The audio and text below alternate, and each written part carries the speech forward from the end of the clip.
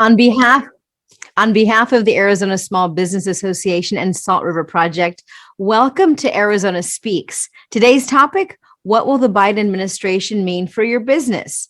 Now, thank you guys so much for joining us today. Though we can't be together in person just yet, we are grateful once again to be gathering virtually. ASBA has another exciting event planned for you today, so I can't wait to get started and dig into what's happening in Washington, D.C., and what that will mean for small businesses here in Arizona. My name is Kathleen Mascareñas, and I'm a media relations representative with Salt River Project. SRP has a long history of collaborative partnerships with the Arizona Small Business Association and the small business community overall. At SRP, we know important how you, our small businesses, are to the overall health and vibrancy of the Arizona economy. We have partnered with ASBA to bring critically important resources to small business owners throughout Arizona. And today's program will highlight just how important a supportive policy and regulatory environment are to the success of Arizona's small businesses. Now, SRP has provided water and power for more than a century to help our region grow and prosper. As a not-for-profit, we work to help keep the lights on and the economy humming to ensure Arizona remains an incredible place to run a business. Together, SRP and ASBA are committed to empowering business owners and advocating for a pro-small business landscape where businesses can successfully grow and thrive. Without further ado, it is my pleasure to introduce today's moderator, Jen Daniels. Jen has been a longtime champion and advocate of the small business community, dating back from her time as a council member and most recently as mayor of Gilbert. Now, under Jen's leadership, Gilbert's businesses thrived, and she continues to be passionate about growing the state's economy. Jen currently serves on the State Transportation Board and also owns and operates her own small business. So please join me in welcoming Jen Daniels. Thank you so much, Kathleen. That is a gracious welcome. And your voice and your face are really one of the most calming influences, probably because I've watched you for years and years. And you continue to bless us with your gifts and talents as an SRP representative. So thank you so much, and thanks for kicking us off today. You guys, we're really excited about this. There has been a change in leadership, and sometimes that can be scary, especially because there's some unknown components of that. We're going to break that down and talk about what that means for you and for your small business today. We have incredible sponsors. You've just heard from SRP.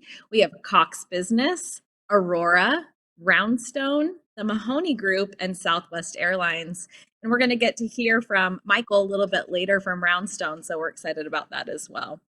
There's going to be a great panel for you to be able to hear firsthand what's happening both in Washington, D.C. and how that's impacting Arizona, and get to hear from one of our leading small business owners right here in the Valley as well.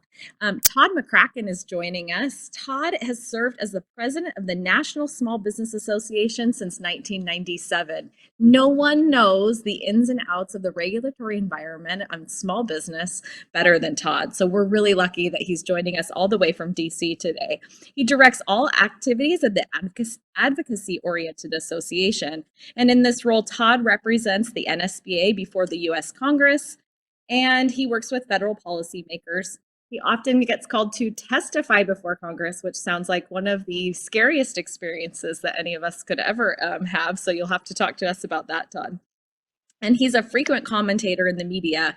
He's appeared on CNN, CNBC, Fox News Channel, MSNBC, and NBC Nightly News, and is often a contributor for the Wall Street Journal as well, and various other publications. He is a Southwest native to our east out of Alamogordo, New Mexico. We talked about that when we did our little pre-call, and it was fun to hear about his life growing up here in the Southwest. He has a bachelor's in economics, and really, really lucky to have you joining us today, Todd. So thank you so much. We'd love to hear more about, some of the changes. I think it's been fast and furious since January with that changing in administration. And again, that can instill some fear and uncertainty. Help us navigate this. I'll do my really great to be with you today, Jen. I'm always pleased to talk to folks back in the Southwest. At NSBA, we've partnered with the Arizona Small Business Association on a number of things for years, and I'm really pleased to be a part of this today. I'm glad you're doing this series. But yeah, it's been quite a whirlwind the last couple of months here in Washington, as with the change in not only the administration but also Congress, because we've seen the Senate change leadership by a very narrow margin, the narrowest possible. And so it really is a different environment for us here, and it's a different environment for the small business community. And I'd like to kind of talk about that a little bit first, because it's really important to think about what's happening to small business, so that we can put that in the context of what's happening here in Washington. We did a pretty comprehensive survey nationally of small business back in January, and kind of asked them what their challenges are, how optimistic/pessimistic are they. And as you might not be surprised to find, they're more pessimistic than they usually are. I mean, one of the great things about working for small businesses is that almost by nature, small business owners are optimistic. They are owning a business and running a business because they believe in themselves and their ability to turn it into something uh, really promising. But there's especially a lot of short-term pessimism. We ask people if they're confident. Only 1 in 5 say they're very confident in their business, and most don't see real opportunities for growth in the next 6 months. But when you drill down, you look at, well, what's going on there? What are you concerned about? What are the challenges to growth? Boy, it's all pandemic related, because it's economic uncertainty. It's generally the concern about the COVID-19 pandemic, and then the decline in consumer spending, which of course has been driven by these things. So all those three things are really tied up into a ball. They're all interrelated, different sides of the same issue. So as we pull out of the pandemic, as more and more people get vaccinated, the other issues that they're facing seem much further down the list for them. So it does seem, when you look at the data, that they are poised to think about how to grow. And we asked them about what the obstacles are to growth, and what's the most important things that can happen. And what comes down to capital and the ability to get lending. And we found the same thing. We had a big policy event with our membership last month, and asked them to set priorities for the small business community. And access to credit, capital, lending was at the top of the list. It's always on the list, but it's higher up than it's ever been before for us. And I think that's because small businesses do realize that real opportunities are coming. Yet many of them are not well positioned to take advantage of those opportunities, because they've burned through a lot of their cash reserves during this period of time. For various reasons, their credit scores may not look as healthy as they have before, and they're worried they'll be able to get access to the credit that they'll need to take advantage of those opportunities to grow. So that's going to be high on our list of things to address this year. So with all that, what does this environment mean for those things? Well, there's also lots of reasons to be optimistic about the economy as we move out of the pandemic, just because of what Washington is doing. Washington just passed a big, as you know, COVID relief bill, $2 trillion. And we may have disagreements about where that money is going. And but there's no doubt it's a lot of money. And it's money that's going to really spur the economy and spur economic growth into the future. And now the administration is talking about spending even more money, primarily on an infrastructure bill, which also will add up into the trillions of dollars. So I'll pause on that, because I want to talk about that in a little bit more detail, and the opportunities that could engender, because I want to really focus today on what opportunities are coming up for small companies. But I would be remiss as we talk about the new administration and what to expect, if we don't talk about a few challenges and potential concerns that companies have, because I'm sure people are wondering about those. Companies are struggling with, for instance, a lot of human resource concerns. We could very well be seeing new rules around employee leave and how companies have to manage that, what they're required to do to provide leave. I think that's going to be a ripe environment for some legislation and maybe some executive action in the next year. And I think there will also be new rules that will make it a lot easier for unions to organize in a company. And so that's going to um, uh, affect smaller companies than it has for a very long time. Also, I think it's very likely that the administration is going to give OSHA new responsibilities to begin to govern workplaces, especially around, but not exclusively around, the pandemic, and to make sure that OSHA just doesn't provide guidance, but actually provides uh, some rules that may be difficult for some small businesses to follow, and how they run their companies, both from the employee and customer perspective.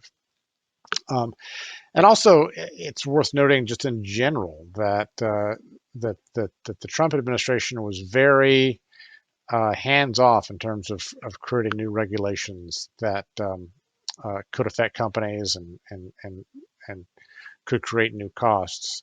So there is kind of this pent-up demand now. There are some things that have been potentially pending for some time that the Biden administration may green light. So we may see some additional regulations. So I think there'll be a period of uncertainty as business owners, whether those regulations themselves are burdensome or not. There will at least be uncertainty around what the rules are in many different aspects, from tax policy to environmental stuff to workplace rules. And then finally, I think we're going to see some potential changes to taxes, and that's going to relate to the infrastructure stuff I'm going to talk about here in a minute, because I think that's where we may see some tax increases. And the ones that I think small businesses might worry about will be increases in the individual marginal rate, which will hurt or affect, at least, pass-through entities. And then there could be some changes, I think, to the capital gains tax that could affect small companies, and also some increases in estate taxes. So for family businesses, they're trying to pass their companies on. So those are kind of all the areas we're kind of looking at to make sure that we can mitigate any danger zones for small companies. So let's talk about opportunities a little bit. That's really what I want to focus on. You may have all seen in the news as we speak. I mean, literally, the administration is working to craft an infrastructure bill. And that's not just roads and bridges. That's what everybody thinks of when we think about infrastructure. But this infrastructure bill is going to be a lot bigger than that. Yes, there will be lots of roads and bridge work, but there's also going to be a big component on clean energy. So there's going to be money for uh, uh, windmills and solar energy and lots of other non-fossil fuel energies, because I think it's both to build that infrastructure, but also to decrease our dependence on fossil fuels and to help with greenhouse gas emissions. And there's going to be a big push also for broadband deployment. So for companies or in areas where there is insufficient broadband deployment, there's going to be a big increase, I think, in their ability to do business from everywhere and compete with companies, often bigger companies that are in more urban areas that are better served right now by our telecommunications infrastructure.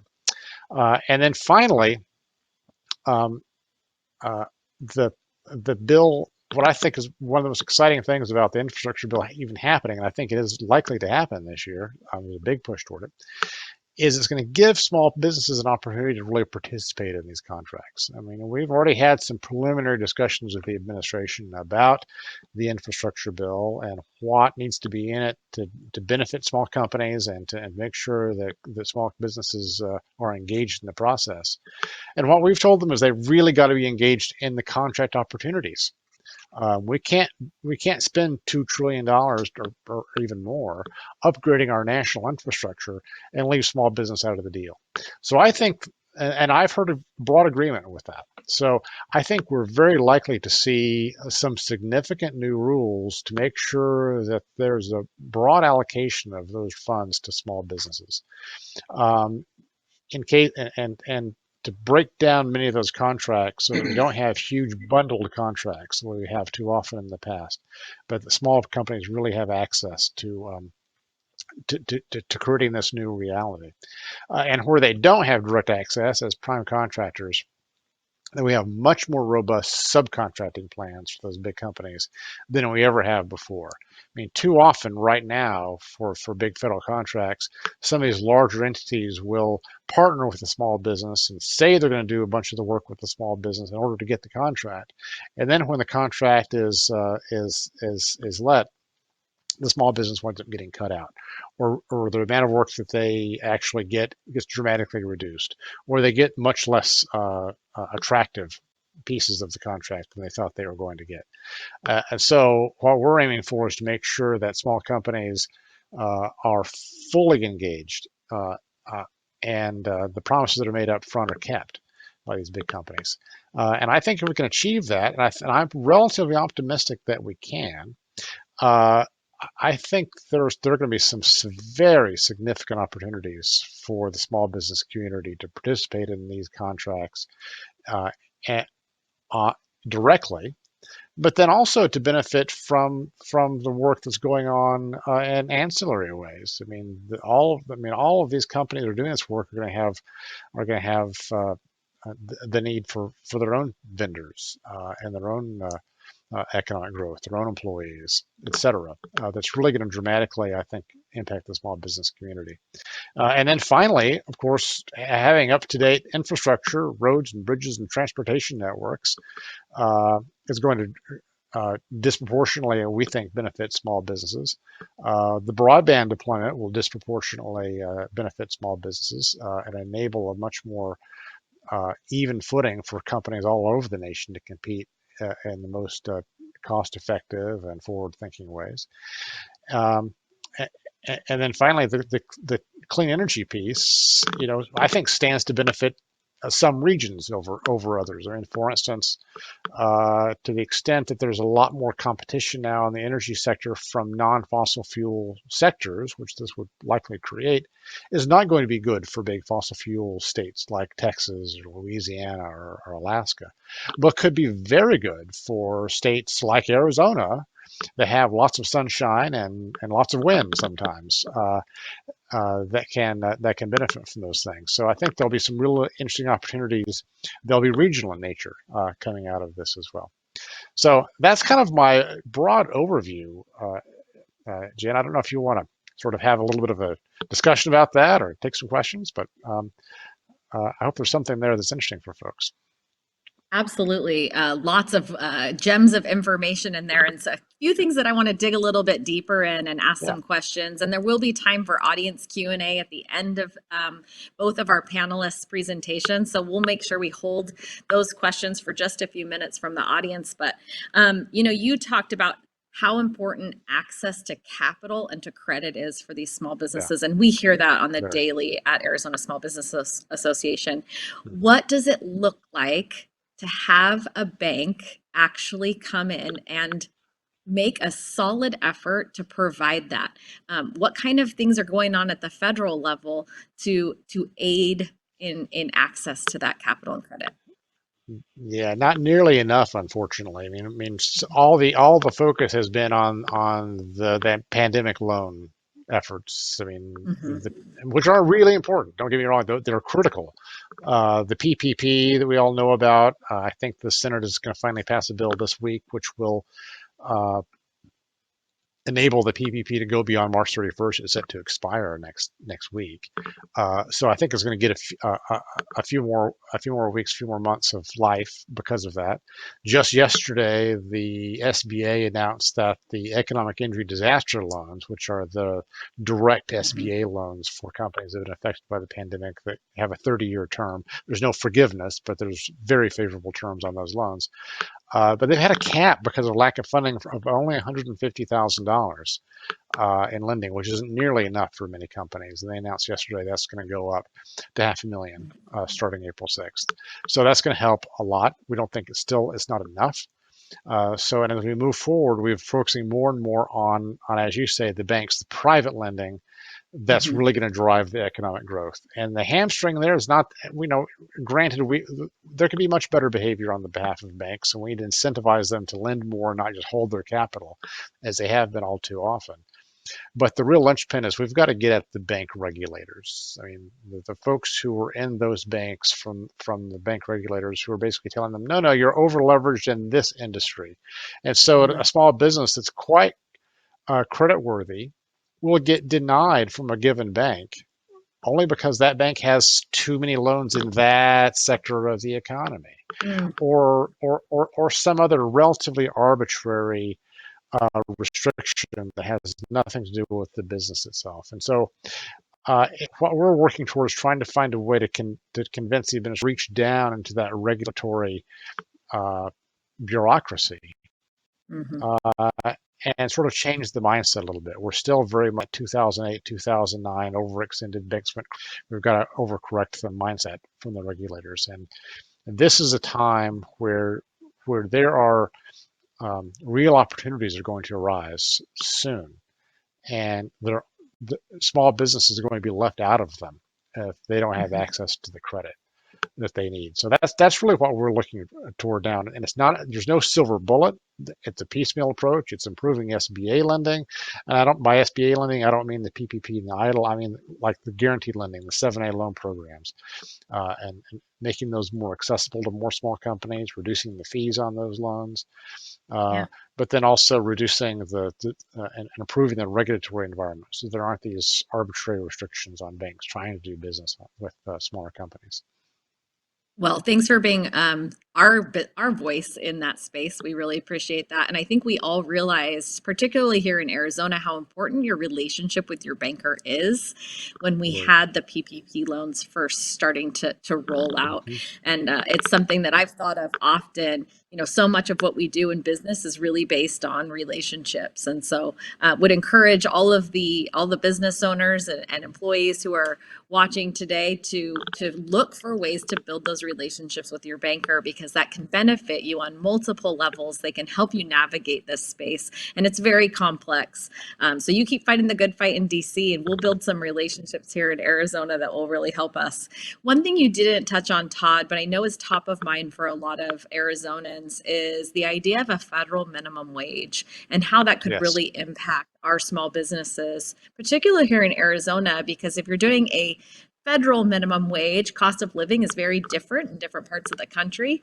It feels inequitable from a small business owner perspective, given cost of living being lower here in a place like Arizona. But tell us where we're at and in sort of the dialogue. It'll be a bit anecdotal, but I think it'll help our business owners to really understand what comes next. Yeah, though, as you know, there's been a big push by some to have a $15 wage across the board nationally. And I think it's safe to say at this point that is not going to happen. I think there isn't sufficient support for it in the Senate. But something could happen. They're in the Senate. They're trying to figure out how to move forward with something on the minimum wage front. But you're right. The big danger of what we're talking about is sort of this national one-size-fits-all plan. I mean, and imposing a $15 minimum wage, does nothing at all in a city like San Francisco, but could be a huge change in a small rural town and a low-wage part of the country. And so it does make a lot of sense to have a one-size-fits-all plan that doesn't take into account real estate prices and food prices and overall economic conditions. So we're going to continue and experience on top of that. We try to hire at the experience level, and I don't know a single small business owner that doesn't want to pay their people a fair wage for hard work and contribution. And so just kind of putting it all in perspective. Last question for you before we move to Lee Benson, one of our great Arizona small business owners. You talked a little bit about the taxes and the increases that could occur under this administration. And I think as soon as we say the word taxes, in Arizona, I think we mostly favor a low regulatory environment and a low tax rate. We still have an income tax in Arizona, which does make it difficult for us to compete with some of the other states. But the word taxes, especially because we're approaching what the extended deadline is right now, which is May 17th. I think that's what I read in the last couple of weeks. Right. It makes our heart race a little bit faster, and it causes us to sweat a little bit. I always wondered why my dad was so grumpy during the month of April, and now I know. So tell us why you really are either optimistic or concerned about some of the tax increases or tax dialogue that's happening in DC. Mm-hmm. Well, I think if there is a tax bill this year that increases taxes, it's going to be in connection with this infrastructure package that I talked about. And that's going to be one of the significant negotiations, I think, over the next few months, is how to pay for that and how much of it to pay for and how much of it to, once again, finance with debt, which was entirely how we financed the pandemic relief bill that just passed. It was entirely, none of that was paid for with reduced spending elsewhere or increased taxes anywhere. It was all just financed on debt. But I think we are very likely to see increased taxes. I don't think they're going to be dramatic, though, because even if they go with the bare minimum through in the Senate and they do a bill that only requires 50 votes, there are at least a couple of more moderate Democratic senators that don't want to see big tax increases. So I think to the extent there are going to be tax increases, they'll be relatively targeted. It still could really impact small companies, though, because, for instance, they're talking about increasing capital gains taxes to normal individual tax rates. Well, what does that mean exactly? They say they'll only do it for those people who are wealthy. But if you happen to be selling your business, then your income is going to look pretty high in a given year, even though you're not a wealthy individual overall, and your income level might not have been all that high for previous years and for the next few years. But you could have wound up paying that really high capital gains rate because you look like a rich person that year.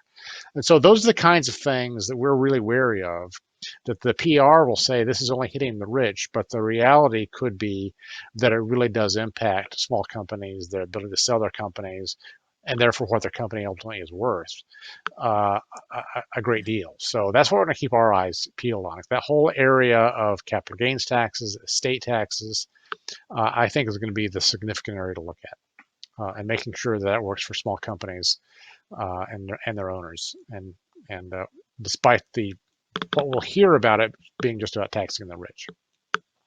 Thank you, Todd. And we appreciate that. You're fighting the good fight for all of our small businesses at the national level. Arizona Small Business Association is fighting it here at the local level, or state level. And so we're just thrilled that you've been able to join us today. Don't go too far. I'm sure there's lots of questions that'll come from the audience in the next few minutes. But right now we'll pivot over to Lee Benson.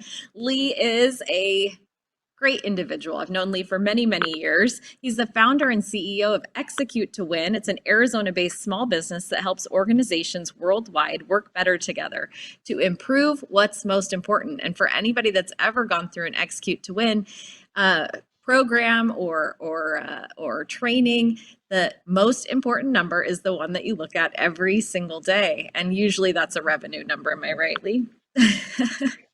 Revenue, profit. Yeah. That's right. For 40 years, Lee has been an entrepreneur. He's run more than 6 companies at this point, scaling in various sizes. I think what you told me was anything from a $3 million company to a $100 million annual revenue company. And we're just, the fact that you've grown those over many, many years and contributed for so long in that space definitely makes you an expert. You are one of the world-renowned thinkers as we focus on organizational alignment and accountability. You're a sought-after speaker. We've relied on you heavily, Lee, so we appreciate you being here and to lend your perspective about what all the regulations that are happening at the federal level and even at the state level and how those impact small business right here in Arizona. So, Lee, off to you. All right. Well, thank you, Jen, so much. And with starting 6 businesses from scratch over the last 30 years, I've thought about this a lot. And to set this up, my view of the role of government in support of small business as well as families and communities is that I think they're there to create an environment where we can be as successful as we choose to be. And I think they should be shooting to create more tailwinds for us and reduce any headwinds. And at the same time, a much better customer experience and how we experience government services and support at a lower relative cost over time, because I want to get a continually better return on our taxpayer investment, and we send a lot of money that direction. So before I get into how I'm looking at the current administration's potential impact on small business, how I've thought about it over the years is that the sort of these macro conditions that create tailwinds or headwinds, which are going to create tailwinds, which is what we want: higher taxes or lower taxes for a small business, more regulations or less regulations, a higher mandatory minimum wage, or let the labor markets and competing for talent set the wages. I've always competed a whole lot more for talent than I ever did for business. Forced unionization or a right to work state environment, rising energy costs due to renewable mandates, or low and competitive rates, really capitalizing on technology that's available. So that's how I always thought about that. And a couple of things with the Biden administration's initiatives that jumped out at me. The first one, and Todd talked a little bit about it, there's something called the PRO Act, and I recommend every small business leader go research that, read what's in it, if you haven't already. Some of the elements would be they want to ban any right to work state laws. If you're an independent contractor, it looks like, and there's a 3-part test, but one of the parts, it's almost impossible to be an independent contractor, work for a small business. We would be required to hire them as full-time employees and give them benefits. We as business leaders, if there's a unionizing effort, wouldn't be allowed to present anti-union views. And if there were to be a strike, we wouldn't be allowed actually to even hire temporary workers to go after it. There's so much more that's in it, and it would really restrict our ability to create value as an organization. One of the big challenges for me when I think about unionization today is it almost sets up this condition where they're being told that frontline or direct employees can't trust leadership. And if our job as an organization of any size is to create more value in the world, get rewarded for that, create a lot of opportunities for our employees, that significantly throttles our ability to create value or that productive energy we need to do so. So I think that's a big challenge. Raising mandatory minimum wages, as we talked about earlier, I believe that just creates a lot of challenges, and it's hard to make that equitable across the board. And I still believe everybody has a choice. Let's let the labor markets and competing for talent, set what those wages would be. When it comes to the tax increases, most small businesses are pass-through entities, so the corporate tax in the C corporations going from 21 to 28% won't affect most of us. But the individual income tax rate, they're talking about a pretty significant increase. And I've heard a lot of percentages floated, but a significant increase for income over $400,000. There's a lot of small businesses that make more than that, but it doesn't feel like you're rich or making a ton of money, because half or more is already going to pay taxes. And the rest of it, you need money for inventory, for growth, all of those things. And the way I always thought about taxes, it's not just the income tax for a pass-through entity. When you add in all the payroll matching taxes, you add in real and personal property tax, other taxes, duties, and fees, it always bounced between the mid 50% range and 70% over the years in the different tax environments. So when you add it all up, we're already paying a lot, and to pay more will throttle our ability to create value as an organization. And I couldn't really tell, and I need to do more research on this, but the Affordable Care Act enhancements, it may or may not help our condition. I just need to really learn a lot more about that. And one last thing I'll say here before we open it up to the questions and discussion, the climate change agenda, which is a zero or net zero greenhouse gas emissions by 2050, That's going to be tough because in the short run, it's really going to cause a rise in our energy costs, which affects all small businesses. And I'm just a big believer in let's leverage technology to get a great result today with what we have and go as fast as we can in the right direction. But let's make it energy efficient, cost efficient, so it's not so difficult on small businesses. So Jen, those are really the highlights for me and how I think about it from a macro standpoint. And I still think about that all the time with my current small business.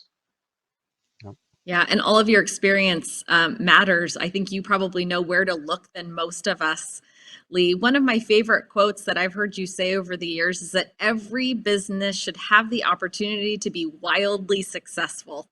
And I love the idea of being wildly successful. It like gives me an energy when I think about that. What does that mean in a regulatory environment? You talked a little bit about tailwinds versus headwinds, but paint a picture for us of what government really should and shouldn't be doing in order to help us have the opportunity to be wildly successful in our businesses.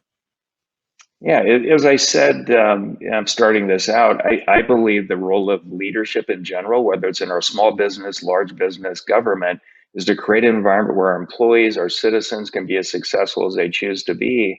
And when I think back to the regulations in the aerospace industry, because I had three different companies related to aerospace, um, it really should have been all about safety and a number of things that really move the needle to create a better environment for organizations to create value. And at least half the regulations that we were, essentially forced to comply with didn't have the intended impact of making that even happen.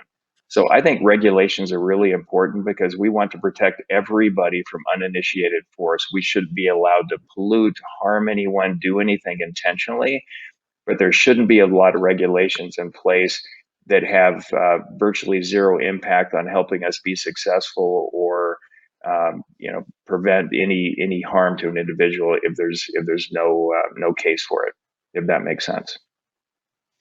That does. Thank you, Lee. And thanks for helping paint the picture for what the path forward really looks like for us and leading the way there. We really appreciate that. We do have a couple questions that are popping through. And so we'd like to invite, the audience at this time.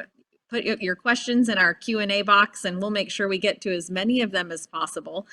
We did have a question from Christine. She was asking where to go to see what contracts are available or might be made available through a new infrastructure bill. And so I'm actually happy to address that one from an Arizona perspective, having sat on the State Transportation Board and been part of a procurement process as a municipality. But there are lists you can get on that help you to know when a government entity is issuing what we call a request for proposal or request for qualification. And so we'll make sure that through our follow-up with you via email after this program is over, that we give you links to know where to go. Also, the Arizona State Procurement Office offers trainings to help our local and small businesses access contracts. So I think that's a really exciting rule change. And I'm anxious to see the language associated with that, Todd, especially as it comes, through and will be tied to federal dollars. Sometimes when federal dollars are involved, it actually increases the cost of construction quite a bit.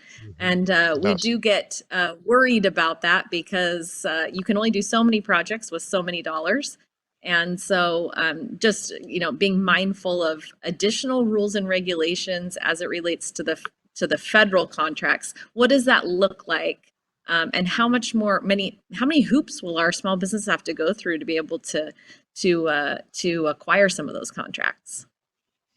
Yeah, well, you raised a really good point because, and that is an area that I didn't address that I think is a concern as we move forward because while the Trump administration rolled some of them back, I expect President Biden to sort of reimpose some new rules through executive order on what federal contractors must do in terms of paying their employees, providing leave, and many other things that are relatively expensive. So, and the kinds of things that it will be very hard for any employer to do piecemeal, like only to do it for employees while they're working on the federal contract or only for the federal contract work.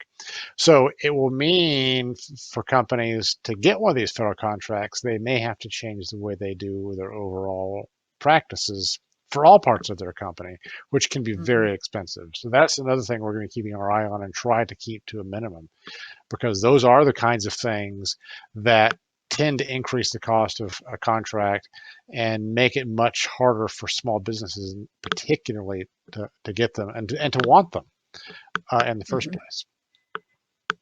Thanks, Todd. That's good intel. There's a question in the Q&A about banks, and Lee, I think probably because you have been in that position trying to access capital and credit, and also needed to have those relationships. Have you noticed a big difference between what we might call a big bank, a national bank, and maybe something that's a little bit more local? And what's your experience been there, and how have you been able to be successful in accessing that capital? Yeah, great question. The larger banks, as Todd was talking about earlier, they can have a sort of a macro set of rules that makes it difficult for the smaller companies to get the credit facilities that they're looking for. But my experience has been fantastic dealing with smaller banks that have set up a local presence. One bank that we're working with right now, Bell Bank, they're just incredible, very responsive. And another larger bank, when we were trying to get the same credit facilities set up, just really sort of drug their feet and didn't work with us, didn't make us even feel like a customer, really. But I highly recommend going to the smaller banks, developing a relationship with one of the senior leaders, and basically earning that trust to make it happen. One of the things that I always did as a small business is no matter what was going on, I kept our banker in all of the businesses fully informed as to what was happening. So if we had a bit of a rough spot, they knew about it before it was coming. They worked with us going through it and probably gave us credit, facilities ranging much bigger than we should have otherwise had. But because of that trusted relationship and no surprises, it always worked out well. So small banks, I think, are great for small business, and develop a relationship and just make sure there are no surprises. That's really helpful. Thank you. And I hadn't thought of that. If you're going to be expanding maybe in the next 6 to 12 months, let your banker know now. Let them prep and think about what some of the tools in their toolbox might be to be able to help you. Sometimes we put ourselves in a pinch. We're all busy business owners, right? So we put ourselves in a little bit of pinch when all of a sudden we need it immediately. And we inevitably have less opportunities or options when it comes to that. Yeah. So we've experienced that I believe firsthand. it's a true partnership that we're developing, and we're responsible for developing on our side, and it just works so much better that way. Thanks, Lee. Great insight. The act that you mentioned earlier, question in the Q&A here, is called the PRO Act. Todd, are you watching that at the federal level, and how far along in that process is it, and what should we be looking for? Yeah, well, Lee described it pretty well. It has passed the House of Representatives, as it did last year. But it is not likely in its current form to pass the Senate. So that really is the state of play, whether there can be a negotiation that gets it across the line in the Senate. The trick is the PRO Act is such that it's, excuse me, unlikely to be able to be passed without some kind of a filibuster. So if they don't get rid of the filibuster in the Senate, they'll need 60 votes to pass the PRO Act, which means they're going to need some Republican support, which really does change the complexion of what it can do. They don't need that Republican support in the House, where it's already passed. So it is something we're watching really carefully. And there are elements there that do have some level of bipartisan support. But yeah, it would be a huge deal if it were to pass in the small business community, as Lee already outlined. Yeah, thanks. Good insight. And again, that's something I think ASBA, we will follow up with you all in our follow-up email and ensure that you have access to resources that can educate you individually. I know for each of us, our businesses are a little bit different from each other. We're all sort of in the same small business boat, but we have different interests and different concerns because of whatever industry we might be associated with. We do have a Q&A in the chat about some of the climate change and sustainable practices. We've got lots of air conditioning companies, as you might imagine, more air conditioning and heating companies in Arizona probably than many others. And there is a concern that some of those sustainable practices will change the regulations and hoops that they have to jump through in order to provide service. And as we know, that could increase costs.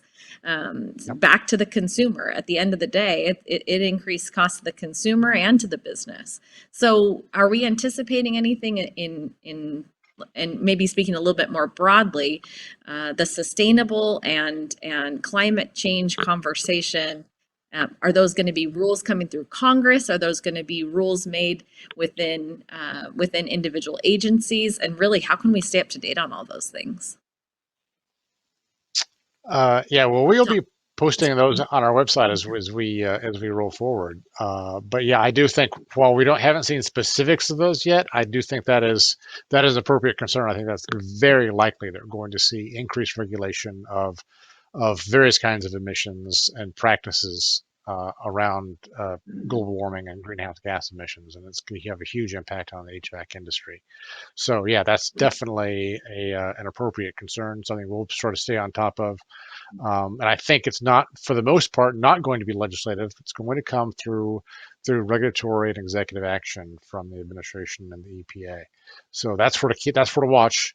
And fortunately, you'll get some notice because there will be a notice of proposed rulemaking and an invitation for comments. So when your trade associations and local small business associations come to folks and say, hey, now's the time to register your concerns, here's where to do it, make sure you do, because it does matter. And not just the specifics of the concerns and comments, but simply the volume of them can have a significant impact. I mean, what people don't realize is that sometimes a rule might get put in place, and they might not do it legally, and there could be a court challenge. There could be some discussion about whether they appropriately reviewed the various comments. And if there's only a few comments from businesses that would be affected, it makes it much harder to make the case. So it really does matter, the quantity and the quality of those comments. I 100% Todd, agree with that. Yeah, if I could jump in, Todd, I would love to see a much bigger collective voice of small business that can guide this stuff. When it comes to climate change, I think most small business owners don't believe that they have much impact, so they sort of stay out and they ride whatever wave comes along. And I think all of us want an incredibly clean environment. And at the same time, I think we have to throttle the speed at which we move in the direction of making that happen so it doesn't harm so many families. So there's a way to create a much bigger collective voice here. Anything we can do to help you move in that direction. We really have to pay attention to these macro movers around taxes, labor unions, energy, regulations, all of it. So whatever you can do to help us there, give us some advice. I mean, how do you recommend we all really have a much stronger voice on this? Because it's impacting communities and families in a really big way. It is, and the key really is to galvanize small businesses. I feel like the messaging will be there. The thing that's really hard is so many small companies are discouraged and don't think that what they do and say really makes a difference. And it can and does, and that's really the key. How can we figure out how to get that message to small business owners that taking a few minutes to send the message, to send the email, to write the comment can have a real impact. Because that's the tool that we have. If we have thousands of small businesses saying, hey, this is going to cause me not to hire a couple more people, or this is going to raise my costs such that I can't get into this line of work, or I may have to close my business, or whatever the thing is, that really does matter. Unfortunately, too many small companies think it's not going to matter, so I'm not going to bother to tell anybody besides Yeah. my neighbor I complain to, maybe. So, Yeah. Well, and I believe, Todd, that I believe it's the association's job to help yes, them understand how to get involved, how to have an impact, really outline the 4 or 5 macro areas that can potentially create the biggest, yep, tailwinds or headwinds. And then here are the 3 things that you can do and make it easy for them. Most really don't know what to do. yep. Well, that's what we do. So if folks are interested in following us, we have an action center on our website, and we have currently a whole raft of legislation people can take action on, and also regulations. And we will be adding these things as they develop over the coming months. That's really helpful. Fantastic. In the chat, in the Q&A, we're also seeing things like, let's band together with our chambers of commerce and with other small business organizations. Let's band together with associations, that are representing, whether it's the HVAC industry or, some other component. And I will tell you that Arizona Small Business Association is actively seeking out partnerships and the ability to band together to create a larger and louder voice for small business. So working diligently on that front. And as a recovering elected official, I can tell you that volume does matter. It's quantity, but it's also getting the right people to be speaking the right words at the right time. And that really does make a difference, whether you're the local, the state, or the federal level. So thank you. And again, we'll continue to keep you up to date there. One last question that we have today that we're excited about here. It's a individual who's identifying or who has been certified. They've certified their business as a minority business enterprise. The Biden administration does have a focus on things like minority and women-owned businesses, and some other components there. Will there be special grants or other opportunities beyond some of the subcontracting rules that would allow a small business that has been certified either as a woman-owned or minority-owned business to be able to access, additional resources? Todd? And that's for me. I don't think there'll be additional grants. I think there will be an increased focus on getting the word out about the programs that do exist into the right communities, and through organizations that reach those companies specifically. There are grant programs that I think people should be aware of if they're restaurants or venues that are beginning to roll out even as we speak. And I think the intent of the administration to make sure those get into the right hands is to think about how to roll those out, where to roll them out, and what organizations to work with to make sure people are aware of them so that they do get to underserved communities, and not just for those folks who are already tapped into the right resources. Yeah, terrific. Thank you. And of course, we want opportunities for everyone. Again, to Lee's point earlier, we want every single individual and business to have access to all of the resources, so that they can be as wildly successful as possible. I'm going to keep saying wildly because it's actually really fun to say. Thank you to both of you, Lee and Todd, for being here and for participating today and for sharing your insight and your knowledge.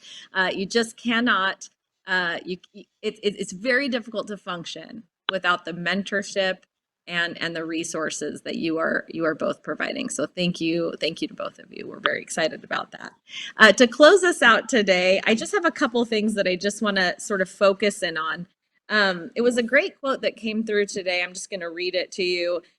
James Clear is somebody that I have read and followed for a little while, and he sent this out. He said, "People who excel tend to obsess over the details.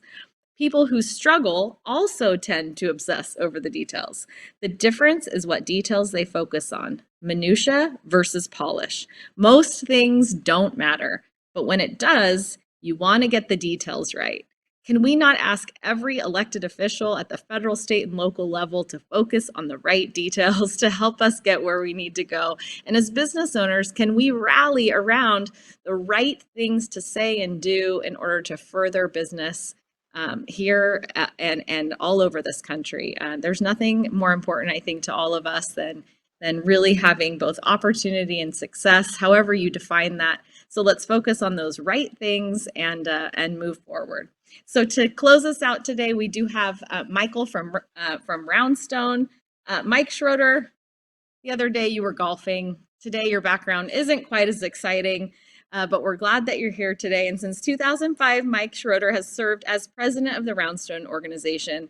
Roundstone develops, underwrites, and manages a health insurance solution that offers employers a better alternative to ever increasing costs. Mike offers more than 25 years of insurance industry management experience and delivers a track record of building and leading fast-growing, innovative insurance businesses. Another individual that we can lean on for mentorship and guidance. He's been just a stellar contributor on multiple levels. He's a frequent speaker for trade associations and conferences, and is published as an insurance thought leader in magazines, journals, and newspapers throughout the country. He has a JD. I wonder what I've done with my life when I think of all the things that you've accomplished, Mike. From Ohio State University College of Law, and he received his Bachelor of Science degree in Business Management from Tulane University. So, Mike, thanks so much for joining us today, and we'll have you send us out. Well, thank you, Jen, and on behalf of the Arizona Small Business Administration and Roundstone, thanks for everyone joining us here today for a great discussion on the impact of the new administration on Arizona's small business economy. Pretty clear pro small business policies have a big impact on the state's economy, and it was interesting to hear some of those future impacts that can happen. As Jen mentioned, my name is Mike Schroeder. I'm president of Roundstone. And Roundstone is a health insurance company that has served the small and middle market employer throughout the country for more than 2 decades. We offer a different approach to health insurance than the traditional market, and we believe it's a better alternative. You know, hearing the speakers today, they touched on a few things that resonate with Roundstone. One is recruiting talent. And any small business owner knows that a strong health benefit package can really help recruit that talent. And you don't do so by pushing additional costs onto the employees. You do so by working with an organization like us to better offer and manage your health plan. Another big important factor is capital, cash. And our funding approach, which returns the excess premium funding back to the employer, certainly helps with your cash flow. We've had many a client tell us that the ability to better manage their cash flow through our health plan allowed them to eliminate a line of credit or some other debt facility that they had in place. So those are 2 big challenges for the small business, middle market business, and our solution helps with both of those. You know, in Arizona, there's a strong tradition of independence, and that can be seen and evidenced by all of the hundreds of thousands of Arizonians who have started and grow their business. Roundstones wants to be part of that. We want to support it. We want to partner with Arizona's small and middle market employers to help them better manage a cost that is going up by double digits every year. So together, the Arizona Small Business Administration and Roundstone want to empower you to succeed in Arizona today. So thank you on behalf of the ASBA. We'd like to thank all the small businesses, all the policyholders that are hopefully going to put in place some policies that make small business viable in this state. And thank you for joining us. And to the ASBA, Jen, thanks for having Roundstone be part of your organization. We consider it a great honor. So thanks for taking the time today. After this, they'll send you out some important highlights from the meeting and a full recording of the presentation for your consideration. So thank you again for joining us.